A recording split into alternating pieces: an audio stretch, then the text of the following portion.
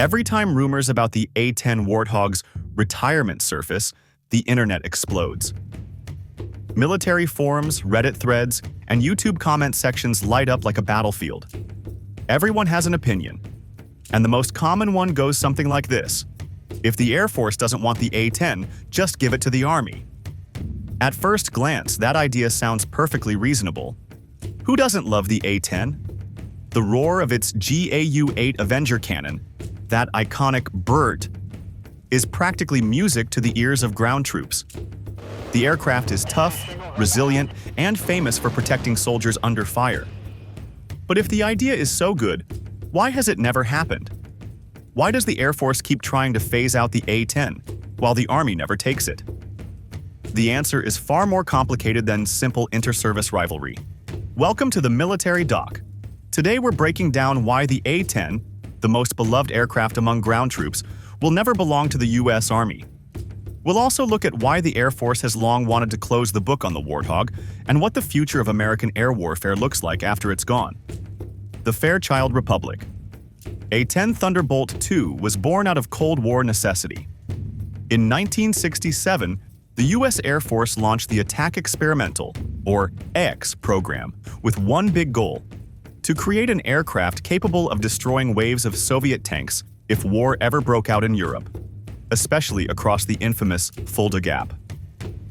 Older aircraft like the A-1 Skyraider were obsolete, and the world needed something far more brutal. From that need came a crazy idea: build a plane around a gun the size of a small car, and make it fly. The first prototype, the YA-10, took to the skies in 1972. 5 years later, the A-10 officially became America's primary close air support aircraft. Its design was simple but deadly. Twin engines mounted high on the fuselage, a titanium bathtub cockpit, 11 weapon hardpoints, and a 30mm cannon capable of shredding tanks like soda cans. To the troops on the ground, the A-10 wasn't just an aircraft, it was a guardian angel. But here's the irony. The plane built to protect soldiers on the ground doesn't belong to the Army at all. It's completely under Air Force control, a branch that, from the very beginning, wasn't particularly enthusiastic about the concept of close air support. The reason this arrangement never changed goes back to an old agreement made in Key West, Florida, in 1948. After World War II, the U.S. military was busy dividing responsibilities among its branches. Out of that came the Key West Agreement, an unwritten understanding of who gets to do what. The result? The Air Force gained exclusive control over all fixed-wing aircraft. The Army was limited to helicopters and light reconnaissance planes, while the Navy kept its carrier aviation, and the Marine Corps, well, they just kept doing their own thing. Initially, the agreement was meant to prevent overlap, but over time, it built invisible walls between the branches. The Air Force controlled all jets, the Army got helicopters, and anytime someone tried to blur those lines, bureaucratic turf wars erupted. Inter-service ego often proved stronger than operational logic.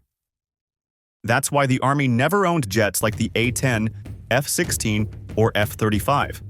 By internal policy, they're simply not allowed. And while the Key West Agreement isn't a law, changing it would be much harder than it sounds. In 2015, Army Secretary John McHugh flatly rejected the idea of transferring the A-10 fleet to the Army. He said, "It's not as simple as just repainting the tail. Operating the A-10 would require an entirely new infrastructure, pilot training schools, maintenance teams, spare parts systems, and proper air bases. The Army has none of that. Think about it. Army pilots are trained for helicopters like the Apache or Black Hawk, not for fast jets flying low under enemy fire while firing an autocannon. On top of that, the A-10 is old. Its airframe is half a century old, and even though it's been upgraded many times, it's still aging. Maintaining it isn't cheap either. Its modernization programs feel more like senior care than revival. The A-10 also can't just operate from any military base. It needs long runways, special fueling facilities, and skilled maintenance crews. The Army doesn't have that kind of setup at places like Fort Bragg or Fort Hood. Beyond logistics, there's doctrine.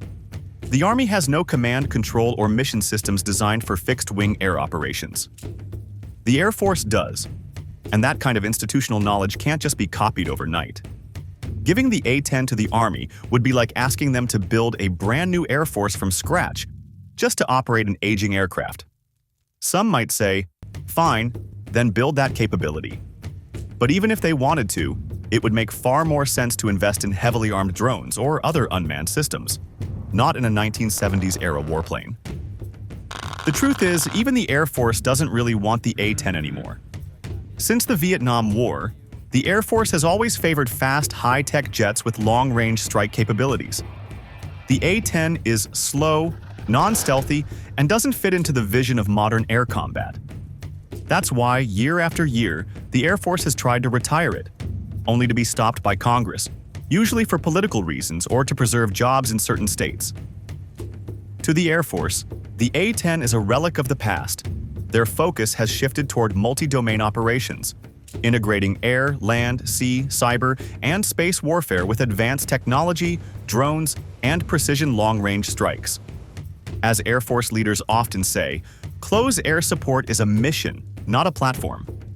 In other words, the A-10's role can be fulfilled by F-16s, F-35s, or even B-1 bombers armed with precision-guided weapons.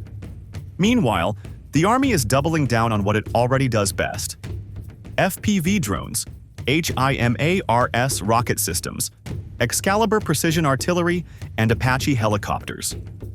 Together, these give the Army its own form of air power without needing fixed-wing jets.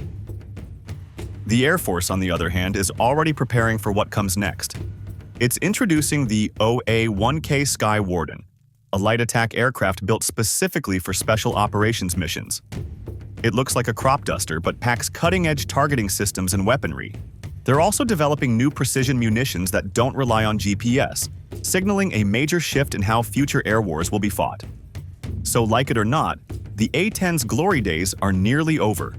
The aircraft will keep flying until around 2027 before gradually being replaced by smarter, more efficient, and safer technology. In the end, the conclusion is simple. The US Army will never own the A-10, not because they don't want it, but because they can't. They're not equipped, not structured, and not financially ready to operate it. Even Ukraine declined offers of A-10s for the very same reasons. It's sad, yes, but the world has changed. The era of slow, low-flying attack planes is over. Today, air warfare belongs to drones, precision missiles, and autonomous systems. Yet as long as the A-10 still roars across the sky, the military world will always remember that iconic BERT, a sound that symbolizes an age when steel, courage, and the roar of engines were one and the same.